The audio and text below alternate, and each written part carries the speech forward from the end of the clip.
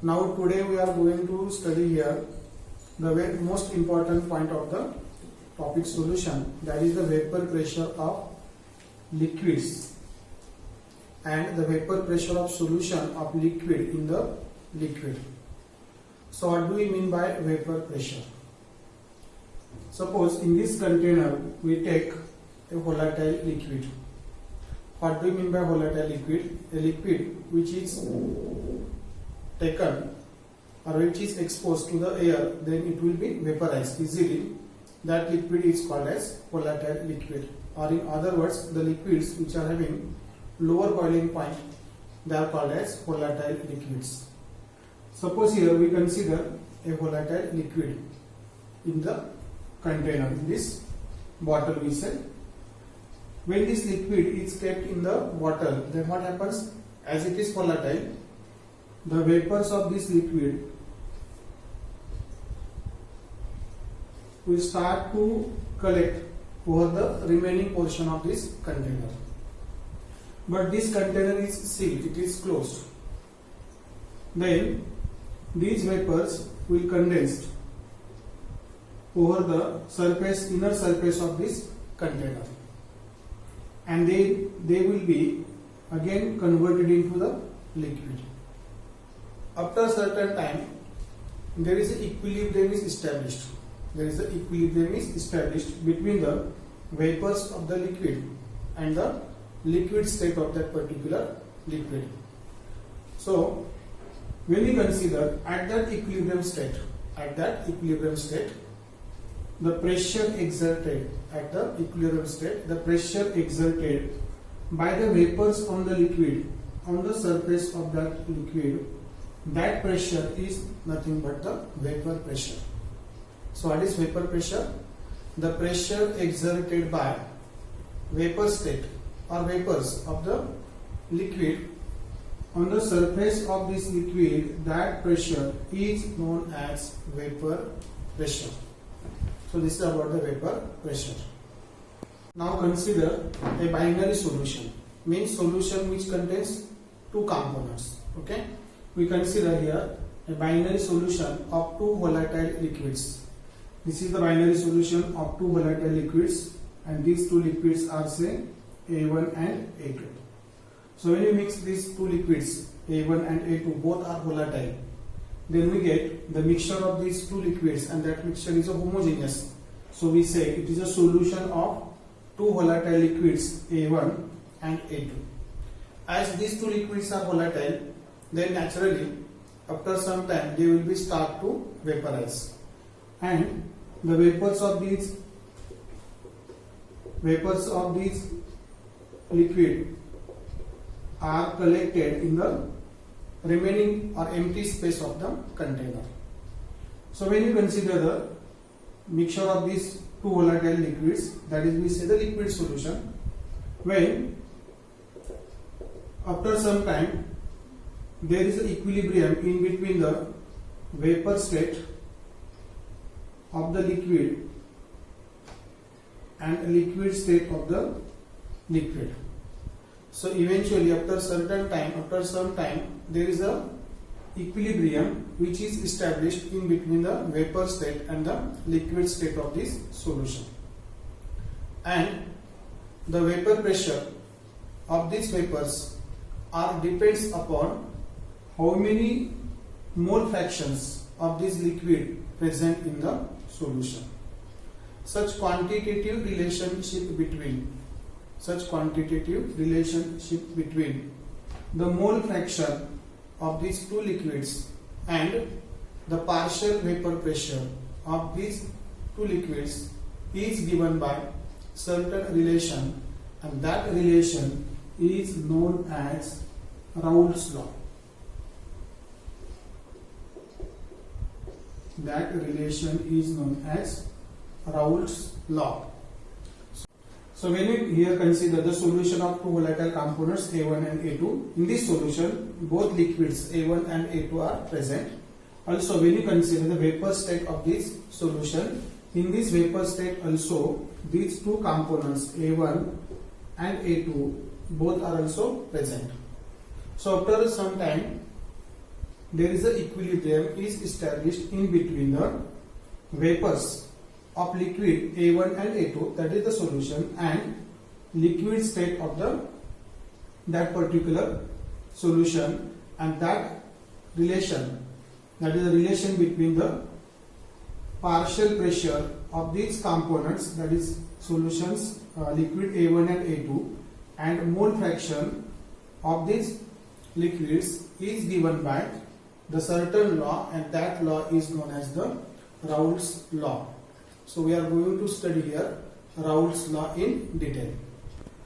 विद्यार्थी मित्रांनो समजून घ्यायचं आपण काय केलेलं आहे, एक बायनरी सोल्युशन म्हणजे दोन व्होलॅटाईल लिक्विडचं आपण दोन व्होलॅटाईल लिक्विड पासून एक आपण सोल्युशन तयार केलं आणि ते सोल्युशन एका कंटेनर मध्ये आपण ठेवलं. जर हे सोल्युशन दोन व्होलॅटाईल लिक्विड पासून तयार केलेलं असेल तर त्या सोल्युशन मध्ये सुद्धा त्या दोन लिक्विडचा व्होलॅटाईलनेस हा जो गुणधर्म आहे तो त्याच्यामध्ये असणार आहे. आणि म्हणून कालांतराने असं होणार आहे की जेव्हा सोल्युशन आपण या कंटेनर मध्ये साठवून ठेवणार आहे किंवा स्टोअर करून ठेवणार आहे आणि हा कंटेनर आपण सील करणार आहे, तेव्हा कालांतराने असं होणार आहे की या सोल्युशन मध्ये जे कॉम्पोनंट्स आहेत किंवा हे जे सोल्युशन आहे त्याचं काय होणार आहे, वेपर स्टेट मध्ये कन्व्हर्जन होणार आहे. आता या वेपर्स कुठे कलेक्ट होतील, तर या कंटेनर मध्ये जो रिकामा पार्ट आहे, जो एम्प्टी पार्ट आहे, त्याच्यामध्ये त्या वेपर्स कलेक्ट होतील. आता या वेपर्स जेव्हा कलेक्ट होतील तेव्हा या वेपर्स बाहेर जाऊ शकत नाहीत, कारण कंटेनरला आपण काय केलेलं आहे, सील केलेलं आहे. आणि मग याच्यातून लिक्विडचं वेपर स्टेट मध्ये कन्व्हर्जन होणं आणि त्याचबरोबर या वेपर्स या कंटेनरच्या इनर वॉलला जेव्हा काय होतील, कोलाइड होतील, स्ट्राईक होतील, तेव्हा तिथे ते कलेक्ट होतील आणि कलेक्ट झाल्यानंतर त्याचं काय होईल, लिक्विड मध्ये कन्व्हर्जन होईल. म्हणजे या लिक्विड स्टेटचं वेपर स्टेट मध्ये कन्व्हर्जन होणं आणि या वेपर स्टेटचं परत लिक्विड स्टेट मध्ये कन्व्हर्जन होणं हे इथं सातत्याने चालू राहणार आहे. पण एका सर्टन वेळेनंतर, एका सर्टन टाइम नंतर असं होणार आहे की लिक्विडचं वेपरायझेशन मध्ये कन्व्हर्जन होणं आणि वेपरचं परत कंडेन्सेशन होऊन लिक्विफिकेशन होणं, म्हणजे वेपरायझेशन आणि लिक्विफिकेशन यांचा जो रेट आहे तो रेट काय मिळणार आपल्याला, समान मिळेल. आणि त्यालाच म्हणतो आपण equilibrium in the vapour phase and liquid phase of that particular solution. Okay. आता इथं जर आपण पाहिलं की या सोल्युशनच्या ज्या वेपर्स वरती तयार होत आहेत त्या वेपर्स या सोल्युशनच्या सरफेस वरती काय करणार आहेत, प्रेशर एक्झर्ट करणार आहेत, कारण त्या गॅसलेस स्टेट मध्ये आणि कोणताही गॅस हा सरफेस वरती काय एक्झर्ट करत असतो, प्रेशर एक्झर्ट करत असतो. हा जो प्रेशर आहे याला आपण म्हणतो vapour pressure. The pressure exerted by vapours of the liquid on the surface of liquid is known as vapour pressure. काय वेपर प्रेशर म्हणजे, तर एखाद्या सोल्युशनच्या वेपर्सनी त्या सोल्युशनच्या सरफेस वरती एक्झर्ट केलेला, अप्लाइड केलेला जो प्रेशर आहे त्या प्रेशरला आपण म्हणतो वेपर प्रेशर. आता जो हा वेपर प्रेशर आहे, या वेपर प्रेशरचं मॅग्निट्यूड कशावर डिपेंड असतं, तर ते जे रिलेशन आहे ते रिलेशन आपल्याला जे मिळतं त्याला आपण म्हणतो राऊल्ट्स लॉ. आता एखाद्या सोल्युशनचं जे वेपर प्रेशर आहे हा कशावर डिपेंड असतो, तर त्या सोल्युशन मध्ये कॉम्पोनंट आहे त्या कॉम्पोनंटच्या वेपर प्रेशरवरती डिपेंड असतो. कारण जेवढे कॉम्पोनंट या सोल्युशन मध्ये आहेत तेवढेच कॉम्पोनंट ते त्याच्या वेपर स्टेट मध्ये असणार आहेत. कारण सगळेच ज्या सोल्युशन मध्ये असणारे जे काही घटक आहेत म्हणजे लिक्विड्स असतील, इथे आपण दोन लिक्विड्स घेतले होते, ते दोन्ही लिक्विड्स कसे कोलॅटाईल आहेत, त्यामुळे इथं जो वेपर प्रेशर असणार तो वेपर प्रेशर ह्या A1 या लिक्विडच्या वेपर्समुळे असणार आहे आणि काही प्रमाणामध्ये तो A2 लिक्विडच्या पण वेपर्समुळे असणार आहे. आणि म्हणून इथं A1 आणि A2 चे किती प्रमाण आहे त्या सोल्युशन मध्ये, म्हणजेच A1 आणि A2 चे किती मोल फ्रॅक्शन त्या सोल्युशन मध्ये आहे आणि त्यापैकी किती प्रेशर हे झाले, वेपराइज झाले, त्यांचा जो काही पार्शियल प्रेशर आहे यांच्यामधलं रिलेशन त्याला आपण म्हणतो Raoult's law. So what is a Raoult's law? Raoult's law gives us here quantitative relationship between the vapor pressure of the component of liquid and the mole fraction of that component in the solution, and that is nothing but the Raoult's law. तर इथं जो component आहे त्या कॉम्पोनंटचे मोल fraction आणि त्या कॉम्पोनंटचा मुळे तयार झालेला जो पार्शियल वेपर प्रेशर आहे यांच्यामधलं रिलेशन म्हणजेच त्याला आपण म्हणतो Raoult's law. So this is Raoult's law. To study the Raoult law, we consider here a binary solution. The binary solution of two volatile components, volatile liquids A1 and A2. आपण इथं एक solution घेतलेले आहे आणि ते solution दोन volatile liquids पासून तयार झालेले. त्यापैकी पहिले लिक्विड आहे A1 आणि दुसरं काय आहे A2.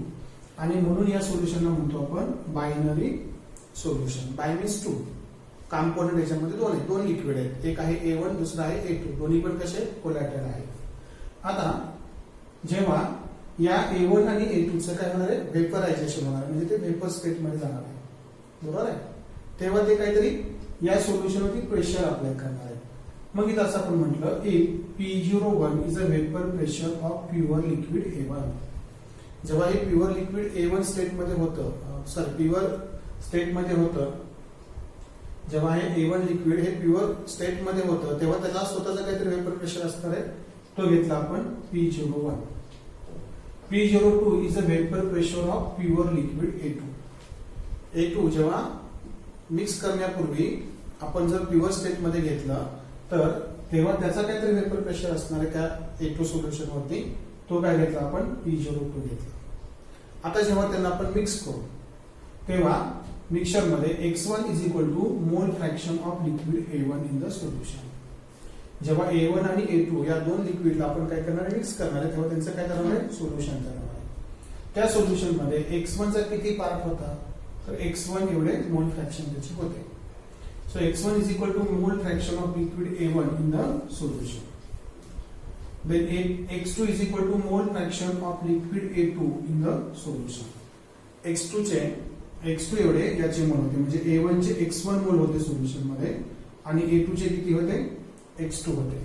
A1 चा जो वेपर प्रेशर होता प्युअर स्टेट मध्ये तो काय होता P01 आणि A2 चा काय होता तो P02 होता. बरोबर आहे. आता या सोल्युशनचं मध्ये असणाऱ्या कॉम्पोनंट जेव्हा वेपरायझेशन होणार आहे तेव्हा या दोघांच्याही वेपर्स कुठे असणार आहेत, वरती कलेक्ट झालेले असणार आहेत. मग त्यावेळेस इथं त्या दोघांच्या वेपर्स मुळे जो प्रेशर येणार आहे त्याला काय म्हणणार आहे आपण, टोटल वेपर प्रेशर म्हणणार आहे. So P is equal to total vapour pressure of solution due to the vapour pressure of component A1 and component A2.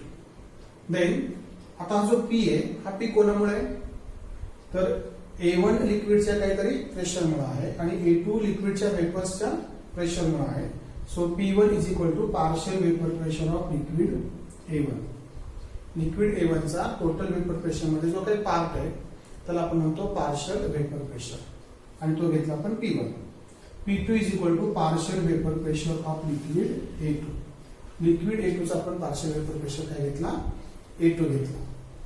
आता आपण राउल्ट्स लॉ मॅथमॅटिकली प्रूव्ह करणार आहे आणि त्यासाठी आपल्याला एक सोल्युशन घेतलंय.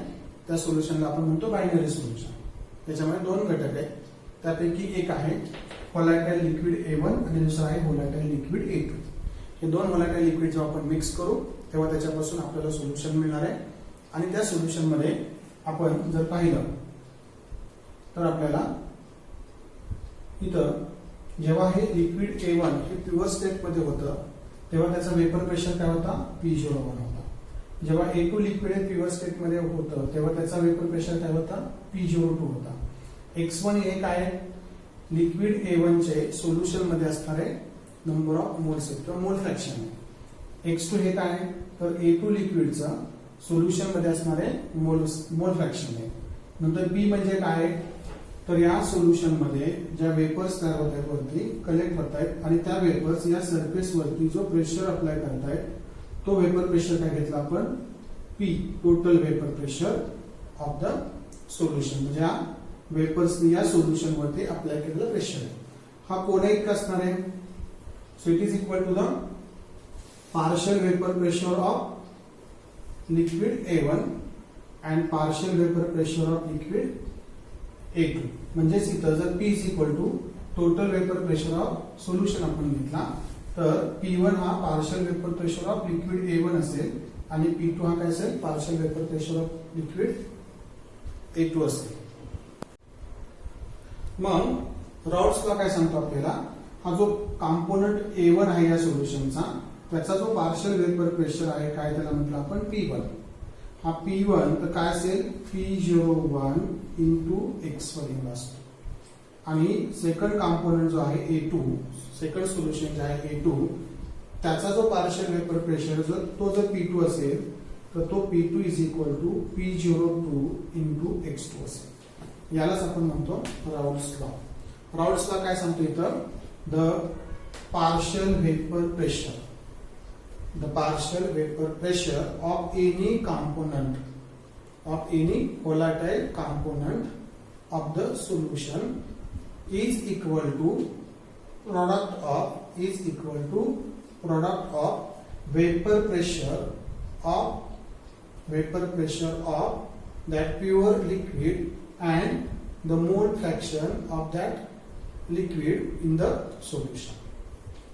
म्हणजे इथं आपण P1 हा जर पहिल्या A1 सोल्युशनचा जर आपण काय घेतला पार्शियल वेपर प्रेशर घेतला तर तो पार्शियल वेपर प्रेशर हा त्या A1 च्या प्युअर स्टेट मध्ये असणाऱ्या वेपर प्रेशर आणि सोल्युशन मध्ये असणाऱ्या मोल फ्रॅक्शनच्या गुणाकारा इतका असणार आहे. आणि आपण जर दुसरा कॉम्पोनंट घेतला A2 तर त्याचा जो वेपर प्रेशर आहे पार्शियल वेपर प्रेशर जो आहे हा त्याच्या काय असेल वेपर प्रेशर प्युअर स्टेट मध्ये असणार आहे तो P02 आणि त्याचे मोल फ्रॅक्शन सोल्युशन मध्ये आहेत त्याच्या गुणाकारा इतका असतो. आणि म्हणून वर्ड्स मध्ये आपल्याला असं लॉ स्टेट करायचं असेल तर आपण असं करू शकतो, the partial pressure of any volatile component in the solution is equal to the product of its vapour pressure in the pure state and mole fraction of that component in the solution. This is the statement of Raoult's law. So this is about statement of Raoult's law. Right here, total vapor pressure of solution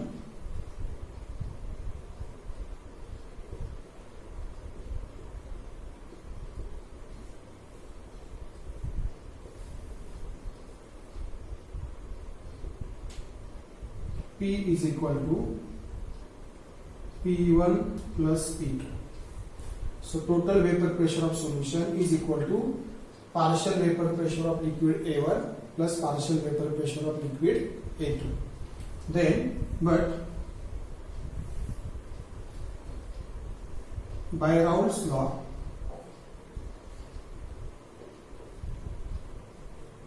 आपल्याला माहिती आहे the partial vapor pressure of component A1 or of volatile liquid A1 is equal to P1 and it is equal to product of its vapor pressure in pure state and mole fraction of liquid A1 in the solution. And partial vapor pressure of liquid A2 is equal to P2 and that is given by Raoult's law equal to P02 into x2. So P1 हा काय असेल या solution मध्ये असणाऱ्या liquid A1 चा partial vapour pressure असेल आणि तो किती असेल तर तो त्याच्या प्युअर स्टेट मध्ये असणाऱ्या वेपर प्रेशरच्या आणि सोल्युशन मध्ये असणाऱ्या मोल फ्रॅक्शनच्या गुणाकारा इतका असेल राउल्ट्स लॉ नुसार. आणि या सोल्युशन मध्ये असणारा जो सेकंड कॉम्पोनंट आहे किंवा सेकंड व्होलेटाइल लिक्विड आहे A2 त्याचा जो वेपर प्रेशर आहे पार्शियल वेपर प्रेशर त्याला आपण काय म्हटलंय P2. तर हा P2 इज इक्वल टू काय असेल तर त्या सोल्युशन A2 चा प्युअर स्टेट मध्ये असणारा जो वेपर प्रेशर आहे P02 आणि त्याचं सोल्युशन मध्ये असणारे मोल फ्रॅक्शनचे x2 या दोघांच्या गुणाकार इतका असणार आहे. तर इथं आपण असं घेतला total vapour pressure of solution is equal to the sum of partial vapour pressures of volatile liquid A1 and A2 and by Raoult's law P1 is equal to P01 x1 and P2 is equal to P02 x2. या value आपण इथे substitute करूया मग आपल्याला असं मिळेल P is equal to P01 x1 plus P02 x2. Equation 1 मध्ये आपल्याला P is equal to काय मिळाला P1 plus P2 आणि याला आपण 2 म्हणूया. इक्वेशन 2 मध्ये P1 is equal to P01 x1 आणि P2 is equal to P02 x2 मिळाला. आपण त्या व्हॅल्यू सबस्टिट्यूट केल्यावर आपल्याला total vapour pressure P is equal to P01 x1 plus P02 x2 मिळाला. पण आपण 11वी मध्ये शिकलेलो होतो, but x1 plus x2 is equal to 1. The sum of mole fractions of all components in the solution is always equal to 1. हे आपण 11वी मध्ये शिकलो. Therefore x1 is equal to काय म्हणतात आपल्याला x1 is equal to 1 minus x2. x1 is equal to 1 minus x2. आपण या इक्वेशन मध्ये जर हे सबस्टिट्यूट केलं इक्वेशन 3 मध्ये, मला काय मिळेल? Equation 3 P is equal to P01 as is into x1. x1 म्हणजेच काय लिहिणार आपण? 1 minus x2 plus P02 into x2. Therefore P is equal to, आपण जर P01 नात मल्टिप्लाय केले तर काय मिळेल? इकडं P01 minus P01 into x2 plus P02 into x2. आता या इक्वेशन आपण थोडंसं रिअरेंज करून लिहू शकतो. P is equal to P02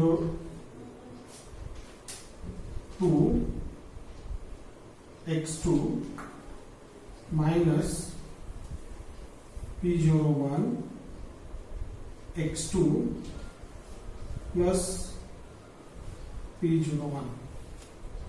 या इक्वेशन मध्ये आपल्याला x2 या दोन टर्म मध्ये x2 आपल्याला कॉमन मिळाला आणि म्हणून P इज इक्वल टू काय मिळेल आपल्याला? P02 minus P01 into bracket x2 plus P01. आणि हे थोडंसं आपण रिअरेंज करून लिहिलं तर total vapour pressure is equal to P01 means vapor pressure of liquid 1 in pure state plus difference between the vapor pressure of second component and first component in the pure state multiplied by mole fraction of second component. This relation is known as mathematical equation for Raoult's law for a binary solution of volatile components, volatile liquids A1 and A2. So this is about the Raoult's law. Now we consider how the vapor pressure of solution varies with the mole fraction of the components in the solution. So for that purpose we consider here the Raoult's law. The Raoult's law, we derive that the total vapor pressure of solution is equal to P01 plus difference between the vapor pressure of second liquid and first liquid multiplied by the mole fraction of second liquid. So P is equal to P01 plus P02 minus P01 into x2. हे relation आपल्याला vapour pressure आणि मोल fraction मधलं मिळालेलं आहे.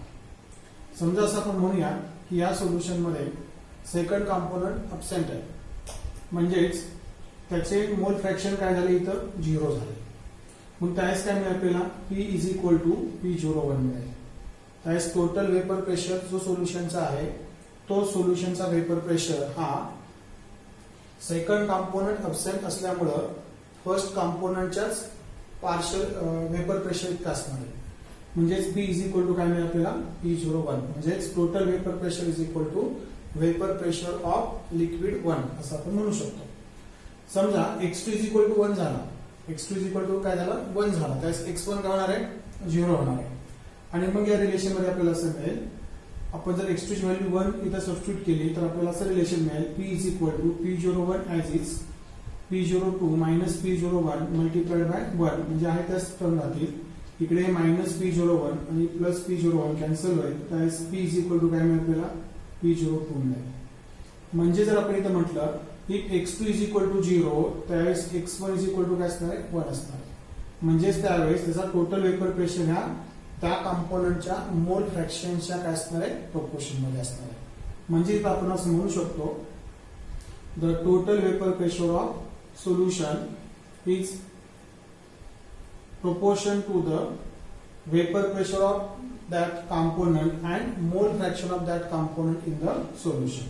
इथे आपल्याला P is equal to P02 कधी मिळेल if x2 is equal to 1 म्हणजेच त्यावेळेस x1 ची व्हॅल्यू काय झालेली असेल 0 झालेली असेल. आणि मग त्याच्यानंतर आपण असं पाहिलं की when you plot the graph of P01 versus x2 P01 versus x2 जर आपण ग्राफ काढला तर इथं x2 ची व्हॅल्यू काय असेल 0 असेल त्यावेळेस ग्राफ काय असेल हा स्ट्रेट लाईन असेल. त्यावेळेस P is equal to P01 असेल and x2 is equal to 0 and P is equal to P02 कधी होईल P is equal to P02 कधी होईल when x2 is equal to 1. मग x2 ची व्हॅल्यू जेव्हा आपण 1 घेऊ तेव्हा टोटल वेपर प्रेशर किती असणार आहे तर त्या x2 मोल फ्रॅक्शन असणाऱ्या कंपोनंटच्या वेपर प्रेशर इतका असणार. आणि मग आपण जर टोटल वेपर प्रेशर पाहिले की जेव्हा दोन्ही कंपोनंट सोल्युशन मध्ये असतात म्हणजे x1 चे पण काही मोल्स असतील आणि x2 चे पण काही मोल्स असतील तेव्हा जो टोटल वेपर प्रेशर असणार आहे तो P इज इक्वल टू काय मिळेल आपल्याला P01 किंवा P1 इंटू P2 असं आपल्याला मिळेल. आणि P01 इज इक्वल टू काय मिळेल P1 इज इक्वल टू काय मिळेल P01 इंटू x1 आणि P2 इज इक्वल टू काय मिळेल P02 इंटू x2 मिळेल. आता जर आपण असा विचार केला या सोल्युशन मध्ये इनिशियली x1 चे 1 मोल्स घेतले तर आपण त्यावेळेस x2 काय असणार आहे 0 असणार आहे. ओके त्यावेळेस सोल्युशन मध्ये फक्त कोणता कंपाऊंड असणार आहे पहिला कंपाऊंड असणार की ज्याचे मोल फ्रॅक्शन काय x1 आहे त्याचा वेपर प्रेशर इथं मॅक्झिमम असणार आहे. तोच काय असणार आहे सोल्युशनचा पण प्रेशर असणार आहे वेपर प्रेशर असणार आहे. हळूहळू x1 चे मोल्स काय चालेल कमी कमी होत चालेल कारण x2 चे मोल्स वाढत चालेल म्हणजे x1 जिथं 1 आहे हळूहळू कमी होत चालले नंतर इथं x1 इज इक्वल टू काय होतो 0 होतो x1 इज इक्वल टू काय होतो 0 होतो तेव्हा याचा पार्शियल प्रेशर पण हळूहळू काय होत जाईल कमी होत जाईल. त्यावेळेस मिळणारा ग्राफ सुद्धा आपल्याला काय मिळणार आहे P1 versus x1 is again the straight line. त्यावेळेस P01 ची व्हॅल्यू जेव्हा P1 ची व्हॅल्यू 0 होईल कधी होईल तर x1 ची व्हॅल्यू 0 होईल तेव्हा x1 ची व्हॅल्यू जेव्हा 0 होईल तेव्हा हा पार्शियल प्रेशर पण काय असणार त्याचा 0 असणार आहे. आणि मग P1 is equal to P01 at x1 is equal to 1 x1 is equal to 1 असेल तेव्हा त्या कंपोनंटचा पार्शियल वेपर प्रेशर त्याच्या वेपर प्रेशर इतका असणार आहे. म्हणजे हा जो ग्राफ असणार आहे तो वेपर प्रेशर इतका असणार म्हणजेच P1 इज इक्वल टू काय असेल इथं P01 इंटू x1 इतका असेल. आणि इकडे आपण जर x2 ची व्हॅल्यू इकडे सुरुवातीला 0 घेतली आणि हळूहळू x2 चं प्रमाण जर वाढत गेलं as x2 goes on increasing the mole fraction of second component goes on increasing and when you plot the graph of mole fraction of second component versus the its partial pressure then that graph is also the straight line and this is the graph for second component that is liquid whose mole fraction is x2 and that is equal to P2 is equal to P02 into x2. So in this way the vapor pressure of liquid is varies with the mole fraction of the different components present in the solution. The next point is composition of vapor phase. Vapor phase मध्ये असणारे जे components आहेत त्यांचं composition कसं असतं ते आता आपण पाहणार आहोत. If y1 and y2 are the mole fractions of two components in the vapor phase. तर असं म्हणूया की एक सोल्युशन आहे ते सोल्युशन दोन कंपोनंट पासून तयार झालेले आहे. त्यापैकी पहिल्या कंपोनंटचे जे मोल आहेत ते y1 एवढे आहेत आणि दुसऱ्याचा जो मोल फ्रॅक्शन आहे तो किती y2 एवढा आहे. So if y1 and y2 are mole fractions of two components in the vapor phase, then the partial vapor pressure of first component is given by y1 into P and partial vapor pressure of second component is given by y2 into P1 and P2 are partial vapor pressures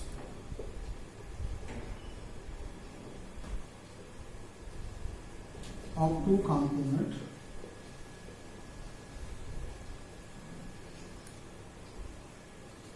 and P is equal to total vapor pressure.